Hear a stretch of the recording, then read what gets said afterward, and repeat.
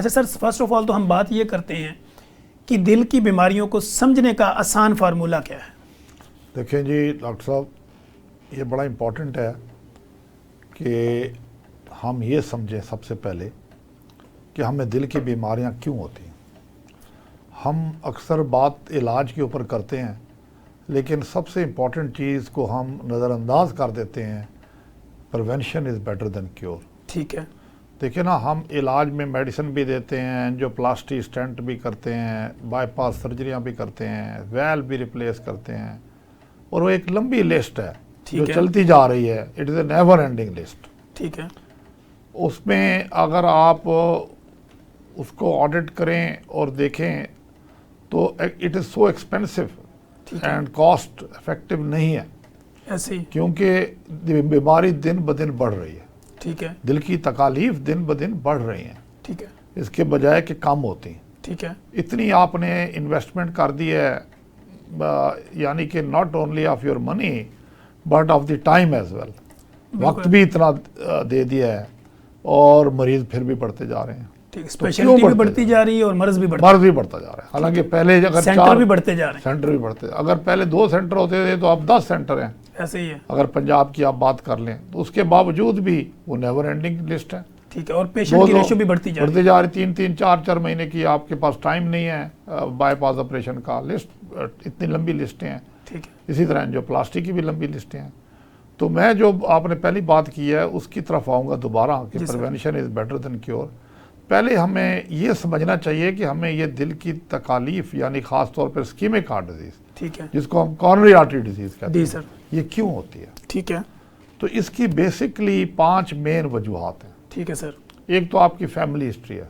ठीक है। अगर आपके माँ बाप में या भाई बहन में अंडर द एज ऑफ 50 किसी को हार्ट की तकलीफ हुई है जी, तो फिर आप भी लाजमी उसको होगी, खतरे में है। ठीक है। लाजमी नहीं लेकिन खतरे में है। ठीक है। घंटी बज चुकी है। ठीक है। तो उसमें फिर आपको यू शुड बी केयरफुल। ठीक है। जिसको कहते हैं ना, आप अब अपना संभल जाएं। ठीक है। तो आप फिर भी अगर नहीं संभलते तो है, फिर तो आपको होने के चांसेस बहुत ज़्यादा हैं। ऐसे ही है सर। तो संभलने से मुराद यही है, उसको मैं अब मज़ीद आगे बताऊंगा। एक तो आपको फैमिली हिस्ट्री बताई, उसका आप अपनी फैमिली को तो नहीं चेंज कर सकते। बिल्कुल, वो जीन्स में आपके आ गई। हाँ, लेकिन खुद को तो चेंज कर सकते हैं। बिल्कुल ऐसे ही है। अच्छा, फिर सिगरेट स्मोकर हैं। ठीक है। ख़ास तौर पे हमने जो स्टडीज़ की हैं, साउथ पंजाब में cigarette smoking is the main cause, सबसे बड़ी कॉज है। और साउथ पंजाब की अगर हम बात करें तो 5 करोड़ से ऊपर का वो खिता है जी, और आबादी मेजॉरिटी भी उधर है, बहुत सारे ऐसे ही पंजाब की पॉपुलेशन की। अच्छा, फिर अगर हम अपर पंजाब आ जाएं तो आपके जो लाइफस्टाइल है, खाना पीना है, खाबे, वो बड़ा मैटर करता है। ठीक है। अच्छा, इसमें ख़ास तौर पे चिकनाई का एलिमेंट बहुत ज़्यादा है। बहुत ज़्यादा है। तो और हर खाने के ऊपर तरी लाजमी डालते हैं, वो बहुत ज़्यादा लाजमी करते हैं। ठीक है। अच्छा, ये चीज़ें जो हैं ये आपको कोलेस्ट्रॉल आपका इंक्रीज करती हैं। ठीक है। जो कि एक कोलेस्ट्रॉल खुद ब खुद एक साइलेंट किलर है। ऐसे ही सर। मुझे बताएं कितने लोग हैं जो अपना कोलेस्ट्रॉल चेक कराते हैं? बिल्कुल भी नहीं। किसी को लिखो भी तो वो सिर्फ एक सिंपल टेस्ट, वो भी 6 महीने साल के बाद करवाते हैं। कभी करा लेते हैं, वो भी अगर आपने लिखा है। जरूरत के टाइम पे नहीं करवाते। वैसे तो कराते ही नहीं है। वैसे बिल्कुल नहीं करवाते। ठीक है। तो इसी तरह आपके साथ डायबिटीज़ है, किसी को अगर शुगर है तो भाई उसको अल्लाह के बंदे कंट्रोल करो। आप अपनी बेहतर ज़िंदगी गुजारेंगे, नियरली नॉर्मल लाइफ गुजारेंगे बिल्कुल, अगर आप शुगर कंट्रोल कर लेते हैं। ऐसे ही सर। इसी तरह ब्लड प्रेशर है, जो कि शुगर से ज़्यादा खतरनाक मर्ज है। ये सारी मेरे ख्याल सर इंटरलिंक बीमारी है, इंटरलिंक्ड है, इनका आपस में जंक्शन है। इसी तरह हम इसको कहते हैं सिंड्रोम्स हैं। ठीक है। यानी कि इसमें बहुत सारी चीज़ें निकलते हैं, जिसको मेटाबॉलिक सिंड्रोम आप कहते हैं ना। जी बिल्कुल। ओबेसिटी है, वजन ज़्यादा होना, उसके साथ कोलेस्ट्रॉल का ज़्यादा होना, उसके साथ ब्लड प्रेशर का ज़्यादा होना, उसके साथ इंसुलिन रेजिस्टेंस होना। बिल्कुल ऐसे ही। तो ये सारा मेटाबॉलिक सिंड्रोम है। ठीक है। जो आप खुद देखेंगे आजकल के लोगों में बहुत ज़्यादा पाया जाता है, नौजवानों में। जंक फूड खा रहे हैं, ऐसे ही। किसी को अपने वेट कंट्रोल की परवाह नहीं है। ठीक है। और एक्सरसाइज लेवल इनका देखें तो सबसे कम है। वो 15 मिनट चल के वो घर में साइकिलिंग रखी होती, कहते मैंने 15 मिनट उसमें चल लिया। अब ये जो 4-5 चीज़ें मैंने गिनवाई हैं, ये चीज़ें बड़ी इंपॉर्टेंट हैं कि आप इनसे बचें। जी सर। अगर इनसे आप नहीं बचेंगे तो ये आपको दिल की तकलीफ की तरफ ले जाएंगे। ठीक है। अच्छा सर, जैसे आपने बात की स्मोकिंग की, और यहाँ पे एक सवाल ये होता है कि हमारे क्लिनिकल ट्रायल में कुछ पेशेंट ऐसे आते हैं कि उनका बीपी जो है वो 90 60 यानी 90 ऊपर वाला है, जी जी 60 नीचे वाला है, ज़्यादा भी वो कोशिश कर लें तो 100 ऊपर वाला रहता है, 70 नहीं, तो कम रहने की वजूहत क्या होती है?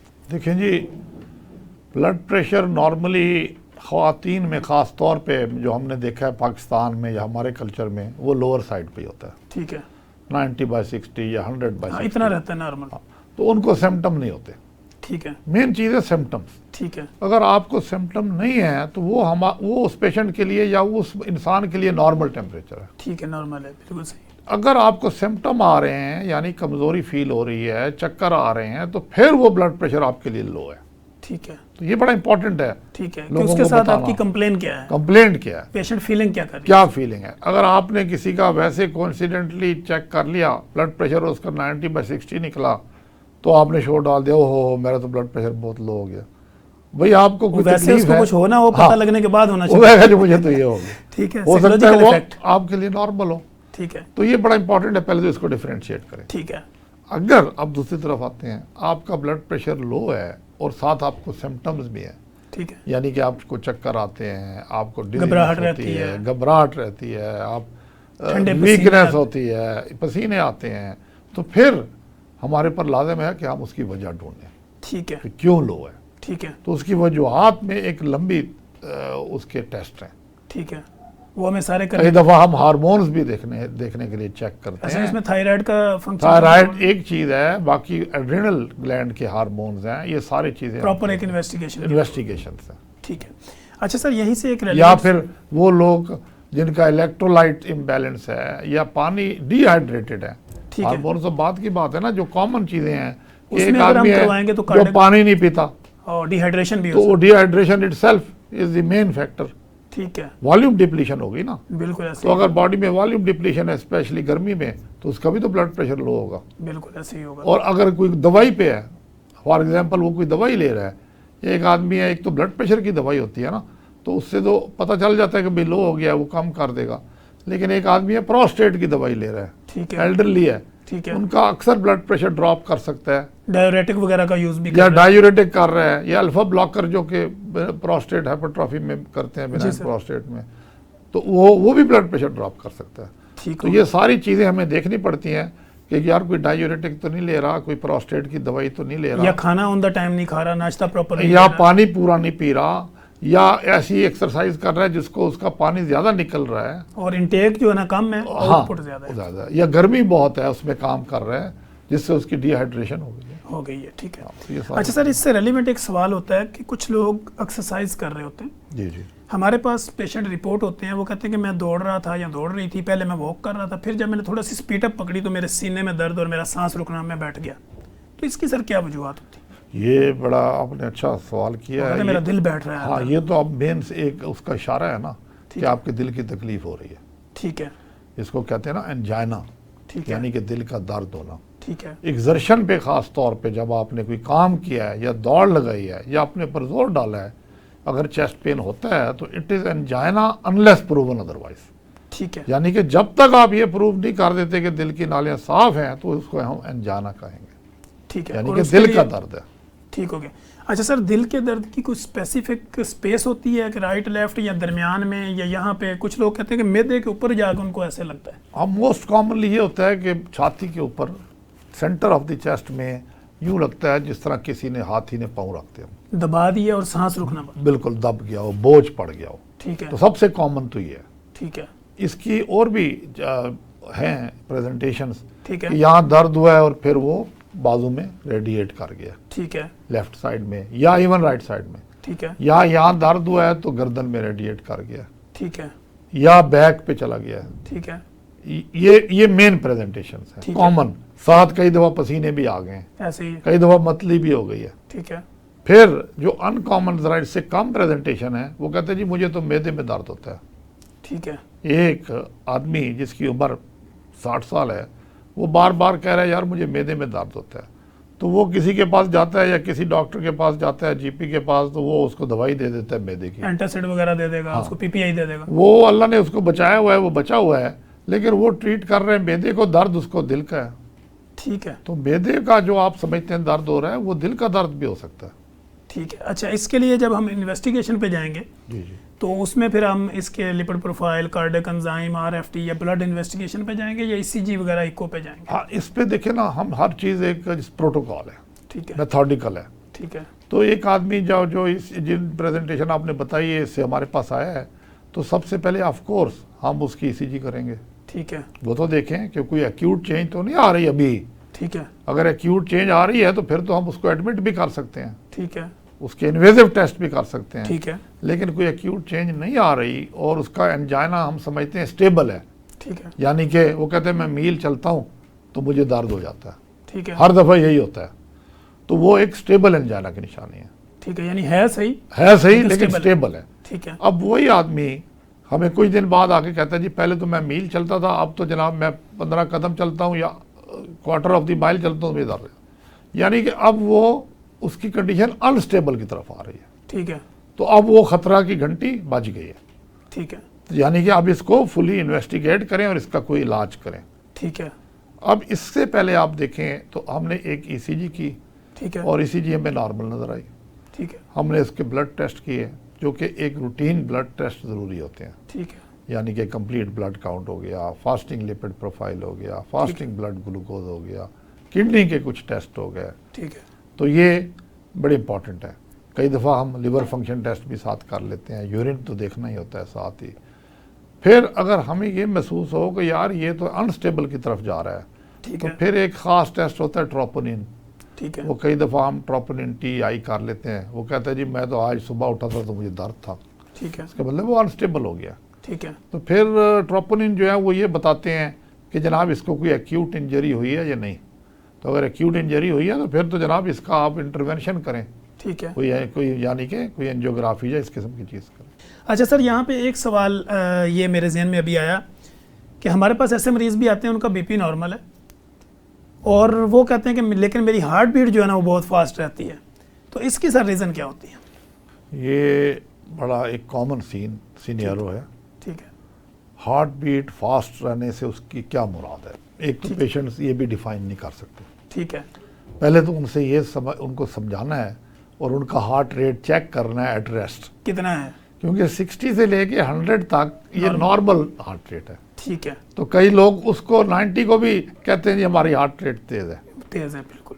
मैं ये नहीं कह रहा कि हर वक्त यही होगा, कई दफ़ा उनकी ज़्यादा हो भी हाँ, सकती वो है, ऊपर नीचे हो सकता 100 से ऊपर हो। है। ठीक है, तो उसको हम देखेंगे कि जनाब ये ECG पे क्या है, ठीक है, क्या ये साइनस रिदम है यानी कि नॉर्मल रिदम है, ठीक है, या क्या कि इसकी रिदम चेंज हो गई है। ठीक है, अगर रेट ज़्यादा है, 150 है या 200 है, तो उसकी रिदम क्या चल रही है। ठीक है, तो वो एक टेक्निकल चीज़ें हैं ठीक है, जो आम आदमी को समझ नहीं आएंगी। ठीक है, तो वो हम करके ECG करके भी उसका देखेंगे। ठीक है, और अगर ECG में कोई प्रॉब्लम आता है, बहुत तेज़ रिदम है, कभी कभी तेज़ हो जाती है, कभी ठीक हो जाती है, फिर हम उसका एक 24 आवर होता है होल्टर मॉनिटर, ठीक है, एक गैजेट होती है, वो हम लगा देते हैं उसको कपड़ों के नीचे, तो उसको वो फिर लगी रहती है, वो 24 घंटे का वो रिकॉर्ड करता है कि क्या रिदम चल रही है।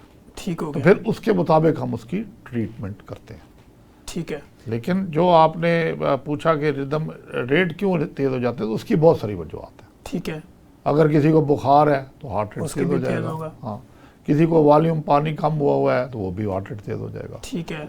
तो ये एक नॉर्मल सीनियर है। और कोई anemia का रनिंग पेशेंट कर में रहा भी है तो उसका हार्ट रेट तेज़ हो जाएगा, ठीक है, या तेज़ से चल रहा है, उसका भी बढ़ जाएगा। इमोशनली अपसेट है तो वो भी हार्ट रेट तेज़ हो जाएगा। ठीक है, या कभी कोई ऐसी दवाई चल रही है, जिस तरह अस्थमा की कई दफ़ा दवाइयाँ होती हैं, उसमें भी हार्ट रेट तेज़ हो जाएगा। या कुछ स्टीरॉइड्स का इस्तेमाल हो रहा है। यानी खास तौर पे जो अस्थमा की मेडिसिन होती है ना, उससे बढ़ वेंटोलिन जाता टाइप, वो भी हार्ट रेट तेज़ कर देती है। ठीक हो गया।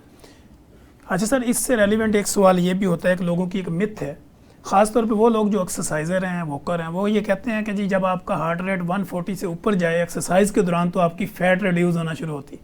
क्या इसमें कोई रियलिटी है? देखें जी, आपका डेफिनेटली आप एक्सरसाइज करेंगे, हार्ट रेट 120 से ऊपर ले जाएंगे, ठीक है, तो आपका हार्ट भी स्ट्रांग होगा और डेफिनेटली फैट भी रिड्यूस होगी।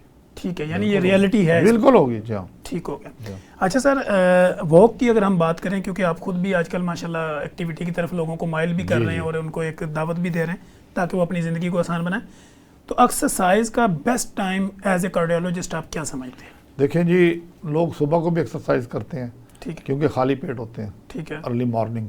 ठीक है, लेकिन हम जो लोग एक दफ़ा डायग्नोज हो गए हैं ना कॉर्नरी आर्टरी डिजीज़ या हार्ट डिजीज़ ठीक के, है। उनको हम ये इससे रोकते हैं कि वो कि ना सुबह को आप ना करें, ठीक है, या बहुत ठंड में ना करें, ठीक है, या नॉर्मल even टेम्परेचर, बहुत गर्मी में ना करें, ठीक है, और ख़ास तौर पे उस वक्त करें जब आप खाना खा के 2 घंटे बाद आपका खाना हजम हो चुका हो, ठीक है, कि जिनको है तकलीफ। ठीक है, जिनको नहीं है तो वो दे कैन डू, मॉर्निंग में भी कर सकते हैं, शाम को भी कर सकते हैं, किसी टाइम भी कर सकते हैं। हाँ, प्रोवाइडेड उनका पेट भरा हुआ ना हो खाने से। ठीक है। अच्छा सर, आप ये क्या रिकमेंड करते हैं कि इसकी जो मिनिमम और मैक्सिमम टाइमिंग क्या होनी चाहिए, कितने टाइम के लिए एक्सरसाइज कंटिन्यू करनी चाहिए? देखें जी, जिसको हम कहते हैं ना एरोबिक्स, यानी वॉक करना या स्विमिंग करना, ठीक है, तो एटलीस्ट हम कहते हैं हार्ट के लिए, कार्डिक कंडीशनिंग के लिए आपकी 30 minutes daily walk at least 5 days a week, ठीक है, ये होनी चाहिए। ठीक है, और अगर आप ब्रिस्क कर सकते हैं तो बड़ी अच्छी बात है। अगर ब्रिस्क वॉक नहीं भी कर सकते तो वॉक तो करें, ना होने से बेहतर है। हाँ, 30 से 40 मिनट वॉक तो करें, ठीक है। वो आपके लिए दिस इज़ द मिनिमम। अच्छा सर, यहाँ पे एक सवाल, मैं चूँकि वो बातें कर रहा हूँ जो हमारे क्लिनिकल ट्रायल में पेशेंट प्रेजेंट होते हैं रिपोर्ट के साथ। कुछ पेशेंट आते हैं, वो कहते हैं कि मेरी लेफ़्ट साइड का जो पाँव है या ये जो फिंगर हैं 2, ये अक्सर जब मैं एक ही साइड पे बैठती हूँ या बैठता हूँ, ये सुन्न होते हैं, या पाँव की जो 2 उंगलियाँ हैं, ये पाँव का जो लेफ़्ट साइड वाला हिस्सा है, इसमें अक्सर मुझे ऐसा लगता है बेजान हो गया, हिलाना पड़ता है। तो क्या ये भी कोई दिल का सिम्टम्स होता है? ये यूजुअली ही होता है कि एक तरफ आपका प्रेशर पड़ा है तो कोई नर्व कंप्रेस हो गई है, ठीक है, मोस्टली यही होता है। ठीक है। और पेशेंट कहते हैं कि आम रूटीन में बैठने से ऐसा होता है, चलते फिरते मुझे कभी फील नहीं हाँ, होता तो है। वो उस पोजीशन में बैठे हैं जिसमें उनकी नर्व कंप्रेस हो रही है। यानी वो ये समझते हैं कि अगर, तो आप ये समझते हैं कि अगर आप बैठे हैं, अगर आपका पोर्शन सही नहीं है, कोई टांग ऊपर जी, नीचे जी, है, बिल्कुल, साइड बदली है, बिल्कुल, तो उसका भी बिल्कुल, इफेक्ट होता है। बिल्कुल। यानी इसका दिल के साथ नहीं, कोई ऐसी बात नहीं है। ठीक हो गया। अच्छा सर, जो हम न्यूरोपैथी के पेशेंट देखते हैं शुगर के अंदर, तो क्या दिल की बीमारियों में भी कोई न्यूरोपैथी के मसाइल हो सकते हैं? देखें जी, बहुत सारे ऐसे डिजीज़ हैं न्यूरोलॉजिकल जो कई दफ़ा दिल को इन्वॉल्व करते हैं, ठीक है, लेकिन वो बड़े कॉम्प्लिकेटेड हैं। इस जो हम आज बात कर रहे हैं इसमें स्कोप में नहीं आएंगे, क्योंकि वो लोगों को समझ नहीं आएंगे, ठीक है, उसकी बड़ी स्पेशल तहकीकात हैं। ठीक है, लेकिन हम एक कॉमन डिजीज़ की बात करते हैं, डायबिटीज़ की, ठीक है, क्योंकि डायबिटीज़ में न्यूरोपैथी हो जाती है, ठीक है, यानी कि नर्व्स इन्वॉल्व हो जाते हैं। ठीक है, तो जो पेशेंट जिनको नर्व इन्वॉल्व हो रहे हैं तो उनको हार्ट भी इन्वॉल्व हो सकता है, ठीक है, क्योंकि हार्ट जो है वो ना सिर्फ कॉर्नरी आर्टरीज उसके इन्वॉल्व होंगे डायबिटीज़ की वजह से, यानी कि दिल की नालियों में कोलेस्ट्रॉल जम जाएगा, प्लाक बन जाएगा। उसके अलावा उसके नर्व्स भी दिल के इफेक्ट हो सकते हैं, ठीक है, और हम उसको कहते हैं जिसको ऑटोनॉमिक न्यूरोपैथी हो गई है। ठीक है, तो उसमें भी हार्ट रेट वेरिएशन आ जाती है, जो आपने ठीक एक है। दफ़ा पहले बात की थी ना कि जिनकी रफ्तार बढ़ गई है जी बिल्कुल या ऐसे ही। कम हो गई है, ठीक है, तो वो उसको हम कहते हैं ऑटोनॉमिक डिसफंक्शन। ठीक है, तो वो डायबिटीज से भी हो सकता है, ठीक हो गया। और भी बीमारियां हैं जो ये कर सकती हैं, हाँ, ये लेकिन भी diabetes is one of them. ठीक है, तो ये इसका रिलेशनशिप है ठीक हो गया। नर्व्स का। अच्छा सर, सम टाइम हम देखते हैं कि वो मरीज़ जो दिल की दवाइयाँ लिखवा तो लेते हैं, फिर वो 2-3 हफ्ते या 2-3 महीने खा के खुद ही उसको वाइंड अप कर देते हैं। तो इसके क्या नुकसान है? ये बड़ा एक खतरनाक क्योंकि वो कहते हैं जी मैं तो इतनी दवाइयाँ सारी उम्र नहीं खाया, मैं नॉर्मल हूँ, हाँ, तो मैंने छोड़ दी। ये खतरनाक मूव है। ठीक है, तो ये तो चाहिए कि डॉक्टर उसको अच्छी तरह समझाए, ठीक है, उसकी काउंसलिंग करे। इसको हम एक इंग्लिश का लफ्ज़ है काउंसलिंग, ठीक है, क्योंकि मैं जब भी वार्ड में काम करता हूँ या किया है जिस वार्ड में भी, तो मैं सबसे पहले अपने जो मेरे साथ डॉक्टर्स होते हैं जूनियर्स, उनको यही समझाता हूँ कि आप जो मरीज़ भी इधर आता है या एडमिट होता है उसकी पहले काउंसलिंग करें, ठीक है, और उसको सिर्फ उसकी ना करें, उनके साथ जो रिलेटिव हैं Attended उनकी भी उनकी भी करें। और जब पेशेंट डिस्चार्ज हो तो उसको भी 10-15 मिनट काउंसलिंग करें। काउंसलिंग रूम हमने बनाया होता है ठीक है, ताकि उसको सारा कुछ दवाई का भी समझाएं और दवाई के फ़वायद और नुकसानात भी बताएं, ठीक है, और फिर उसको ये बताएं कि आपने हमारे साथ कांटेक्ट करना है अगर कोई ऐसा प्रॉब्लम हो। ठीक है, तो काउंसलिंग से ये होता है कि फिर पेशेंट इस तरह नहीं करता। ठीक हो गया। अच्छा सर, जैसे कि आप देखते हैं कि गवर्नमेंट का, अगर हम आजकल का जो देख रहे हैं कि जो फैसिलिटेशन की जा रही है पेशेंट के लिए, हार्ट के मरीज़ों के लिए, उनको ये कहा जाता है कि आपको दिल की दवाइयाँ घर पे पहुंच जाएंगी। यहाँ पे मरीज़ों का एक सवाल पैदा होता है, वो कहते हैं दवाई तो मुझे 6 महीने साल से आ रही है घर पे, लेकिन अब मैंने दोबारा चेक ही नहीं करवाया, तो मुझे कैसे पता चलेगा कि मैंने दवाई कब छोड़नी है, कम करनी है या क्वांटिटी उसकी रखनी? तो क्या उसके लिए क्या आपकी हिदायत है? बड़ी इम्पोर्टेंट चीज़ है। तो ये तो एक रेगुलर चेकअप होता है जिसको हम ओपीडी कहते हैं आउटडोर में। ठीक है। उसको हम टाइम देते हैं उसके प्रॉब्लम के मुताबिक, ठीक है। कि कितना उसका प्रॉब्लम एक्यूट था या क्रोनिक प्रॉब्लम था। ठीक है। तो किसी को हर मंथ देखना होता है, किसी को ऐसे भी मरीज हैं जिनको 6-6 महीने बाद देखना होता है। 6 महीने बाद। अच्छा, ऐसे भी मरीज हैं जिनको साल में एक दफ़ा एको करनी होती है। ठीक है। तो वो बुला लेते हैं। तो ये डिपेंड करता है कि उसको तकलीफ कितनी तकलीफ है और कौन सी तकलीफ है दिल की। ठीक क्योंकि है। दिल की सिर्फ कॉरोनरी आर्टरी डिजीज नहीं है, और भी बहुत सारे डिजीज और हैं। भी मसाइल हैं। वेल्व के प्रॉब्लम भी हैं, कार्डियोमायोपैथीज भी हैं जिसमें आपके पट्टे कमज़ोर हो जाते हैं। ठीक है। तो ये कार्डिक फेलियर भी है जो ठीक एक है। बहुत बड़ा इशू है। ठीक है। तो ये सारे जो हैं इनको हम कई दफ़ा दिल की नर्व्स के प्रॉब्लम्स भी हैं, और दिल के जिस तरह मैंने पहले कहा रेट और रिदम के प्रॉब्लम्स भी हैं। ठीक है। तो उनके मुताबिक ही हम पेशेंट को फिर बुलाते हैं। ठीक है सर, एक जनरल आदमी अगर ये समझना चाहे कि मैं अपने दिल के कोई नॉर्मल टेस्ट जो अभी हमें सुन रहे होंगे या कभी भी सुनेंगे, अगर वो ये चाहें कि मैं भी चेक कर लूँ कि मुझे कोई मसला नहीं है, तो वो कौन से ऐसे टेस्ट हैं जो वो ज़रूरी करवा सकते हैं खुद से? देखें जी, एक तो बड़ा इंपॉर्टेंट है कि वो अपना कोलेस्ट्रॉल, जिसको फास्टिंग लिपिड प्रोफाइल कहते हैं, वो कम से कम साल में एक दफ़ा तो कराए। इसी तरह फास्टिंग ब्लड ग्लूकोज है, ठीक है। या हीमोग्लोबिन A1C है, ठीक है। ये भी साल में एक दफ़ा कराए, ठीक है। अगर वो ज़्यादा नहीं करा सकता। ठीक है। और इसी तरह ECG, ठीक है। और स्पेशली पीपल जो अबव 40 ईयर्स हैं, वो ETT होता है, एक्सरसाइज टॉलरेंस टेस्ट, ठीक है। वो भी ज़रूर करें, क्योंकि 40 साल से ऊपर ये बीमारी के आने का खतरा बढ़ ज़्यादा जाता खतरा बढ़ जाता है। है। ठीक हो। और ये जिस तरह, और ब्लड प्रेशर चेक, वो तो मॉनिटरिंग वो भी बहुत ज़रूरी है।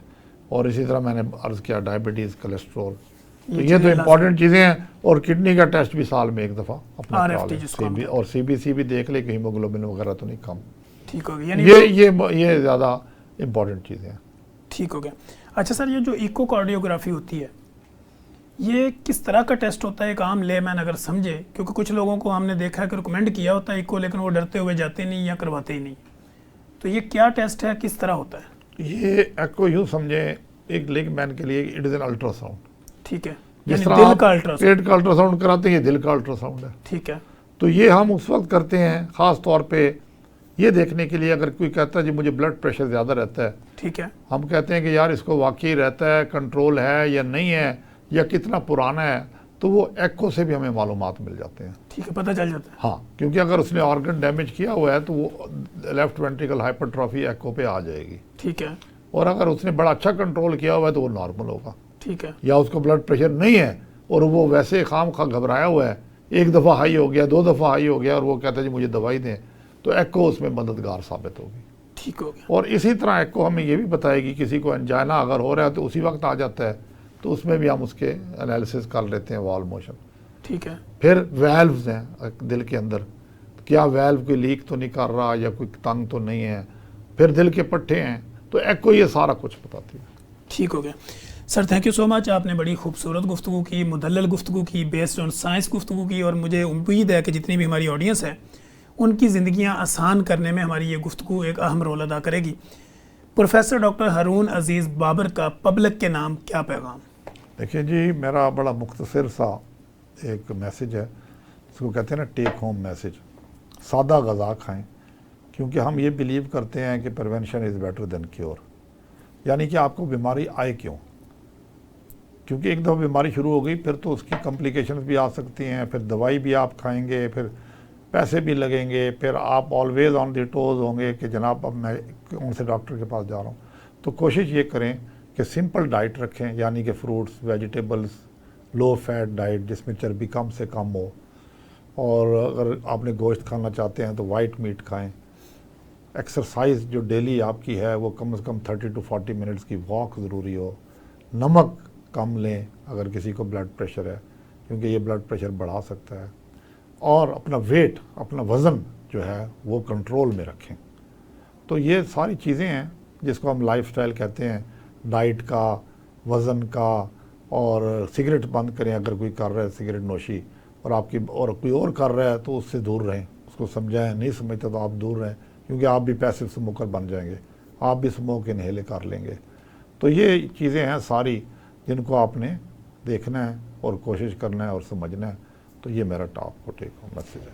Thank you so much sir, आपने बड़ी खूबसूरत गुफ्तगू की। नाज़रीन, आपने देखा कि दिल की बीमारियों के मुतल्लिक़ा जितनी भी अवेयरनेस थी, जो भी सवाल जवाब हम कर सकते थे, हमने कोशिश की कि वो सवाल वो जवाब सर से लें, ताकि आपकी ज़िंदगी के अंदर आने वाला अगर कोई मसला हो या है तो उसको आप किस तरह टाइटल कर सकते हैं। अब सर ने आपको कम्प्लीटली इस सारी चीज़ों पे बता दिया कि टेस्ट कौन से ज़रूरी हैं, प्रिवेंशन आप क्या कर सकते हैं, एहतियात क्या कर सकते हैं, डाइट क्या लेनी है, लाइफ मॉडिफिकेशन कैसे करनी है, डाइट हैबिट्स को कैसे चेंज करना है।